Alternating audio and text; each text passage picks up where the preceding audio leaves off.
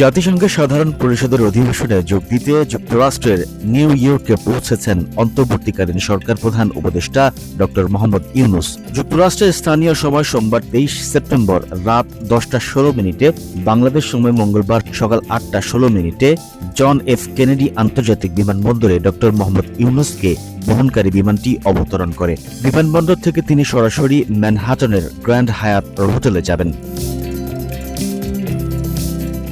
New ইয়র্কের স্থানীয় সময় অনুযায়ী মঙ্গলবার 24 সেপ্টেম্বর বেলা 11:30 বাংলাদেশ সময় রাত 9:30 জাতিসংঘ সদর দপ্তরে ড মোহাম্মদ ইউনূস ও মার্কিন প্রেসিডেন্ট জো বাইডেনের বিপক্ষে বৈঠক হবে।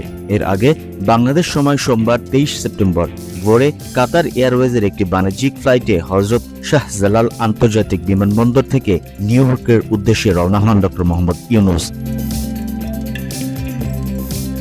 তার সফরসঙ্গী হিসেবে রয়েছেন নিরাপত্তা, গণমাধ্যম কর্মী সহ মোট 57 জন। সফরকালে নেদারল্যান্ডস, পাকিস্তান, নেপাল, ইউরোপীয় কমিশন প্রধান, যুক্তরাষ্ট্রের পররাষ্ট্রমন্ত্রী সহ উচ্চ পর্যায়ের বৈঠক করবেন প্রধান উপদেষ্টা। তবে ভারতের প্রধানমন্ত্রী নরেন্দ্র মোদীর সঙ্গে আলোচনার সম্ভাবনা নেই।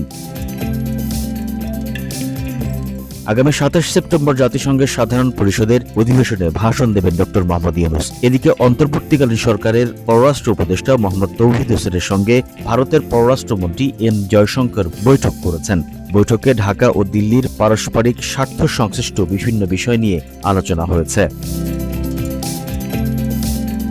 The news Bangladesh desk report.